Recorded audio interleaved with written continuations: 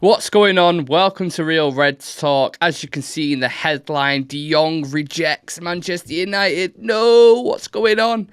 Now, I'm sure some of you are aware that he's done an interview yesterday with a few outlets, ESPN and the European Lad, I believe.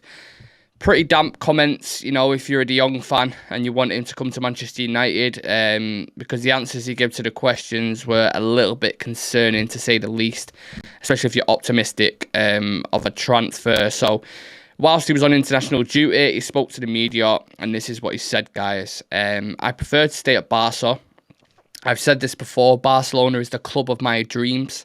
Contact with other club, I don't want to talk about rumours anymore. I feel good at Barcelona. There's no agreement and nothing official. He also got asked if he's been in contact with Erik ten Hag, and he said, I won't tell you this. I wouldn't tell you this if it was about another manager or a club too. And also said, of course, I hear about the links to United, but the people in charge of the club, Barcelona, didn't tell me anything. So then I will assume there's no agreement and that nothing is going on. So then I won't worry about it too. But having said this, you listen to them comments, you kind of instantly think, it's not very great, that is it, if you're looking to sign someone. You want, I love United, I've kind of dreamed of playing for him, but he clearly loves Barcelona. But Barcelona are in very bad debt, extremely bad debt. I've seen a few reports saying if you don't pay a certain amount, by the end of June, they're going to declare bankruptcy and all this kind of crazy stuff. I'm not saying it's true, but everybody knows it's well sourced that they're in bad debt. And they need to recoup, about £100 million by the end of June if reports, are true. So it's one of them.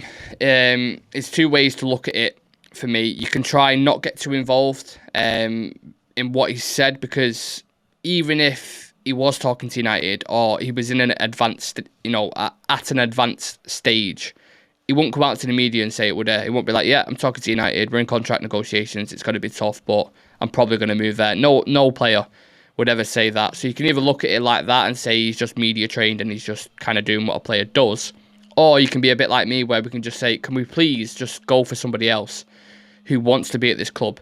Because I don't want even if they're world class, right? Don't get it twisted. Even if they're world class, I don't want a player who doesn't want to be here. Is this not been our recruitment strategy for the past, 10 years? I mean, you look at players like Di Maria, what happened there just didn't work out at all. He pretty much fits that bill for how our recruitment's been in the past 10 years, apart from the fact he's a bit younger. Because usually we sign big names, but who are about 28, 29, coming either in the prime or going out of the prime of the career.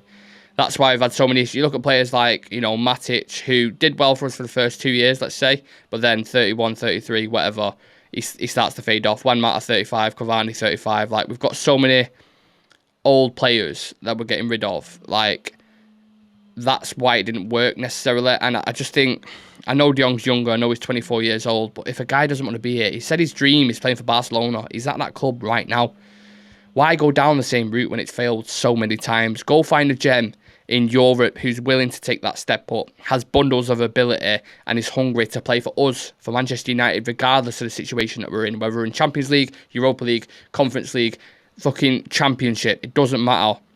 You want to sign, that should just be on the scout kind of report anyway.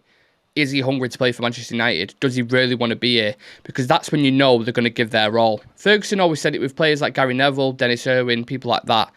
He would play him 9 times out of 10 or 10 times out of 10 over most, because he knows the dedication is there and they will put 110% in every single game. Is that not what we want?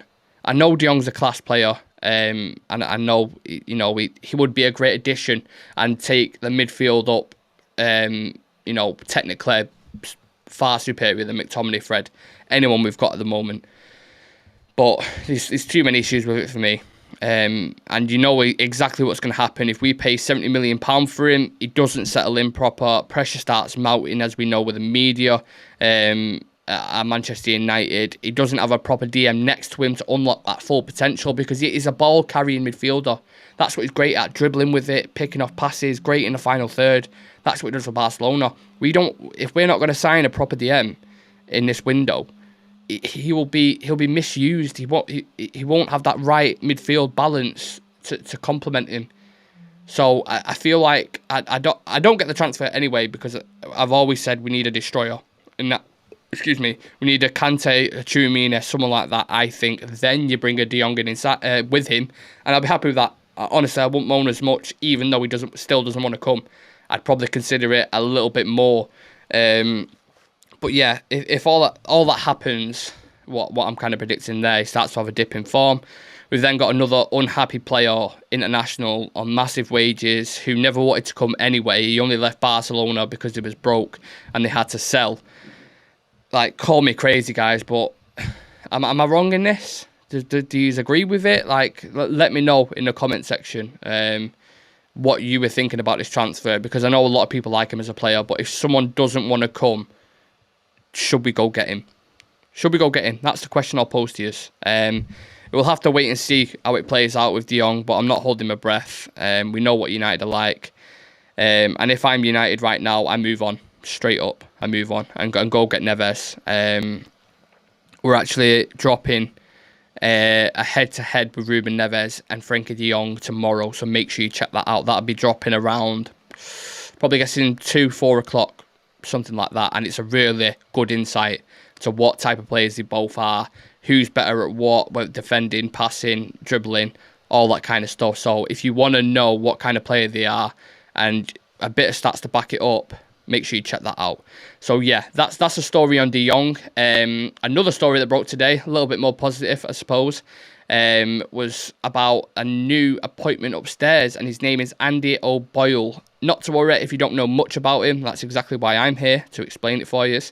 He's been appointed as football director, which I believe is John Murtaugh's former role at the club. He's an ex-first team fitness coach under Jurgen Klopp at Liverpool.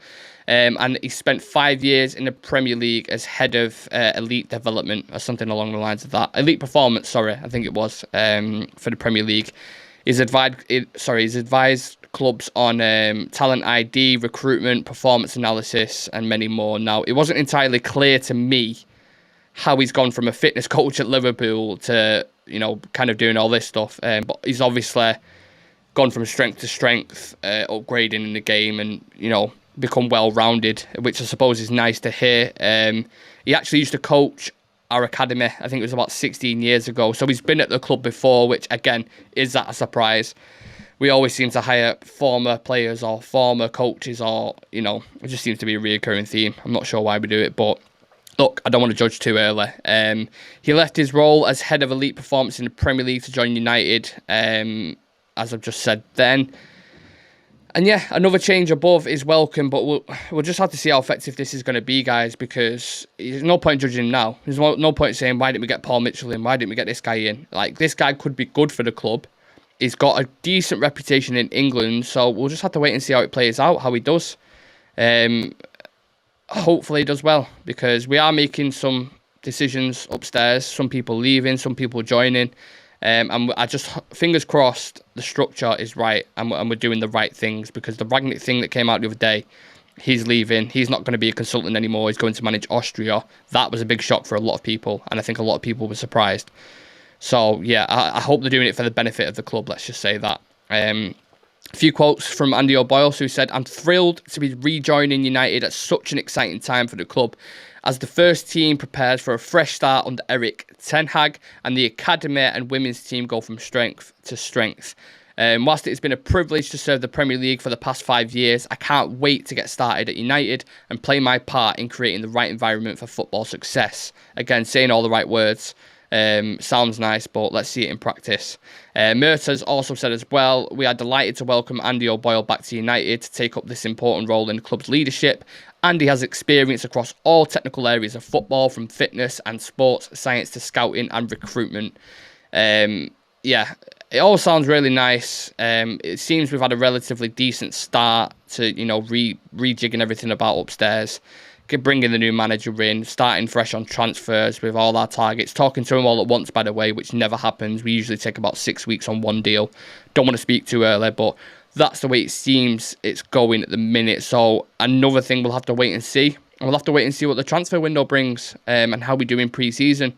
and stuff. So you can say exciting times for Manchester United maybe at the moment. Maybe it is, you know, it's certainly better than what we saw towards the end of the season performance-wise. This next month now is going to be key. I'm excited to see who we get in. I'm excited to see how Ten Hag does, what he does in pre-season, what young players he likes. So it's fresh. It's definitely fresh. It's inviting, and yeah, I'm going to bring a bit of positivity to the board with this one. So let's see how it plays out, guys. Yeah, make sure you subscribe to the channel and click that notification bell so you don't miss anything. I'm going to be doing more videos like this, you know, short, snappy, insightful, boom, you're out of there, because that's what people love. So yeah, take care, have a lovely day, and I'll see you lot tomorrow. Peace.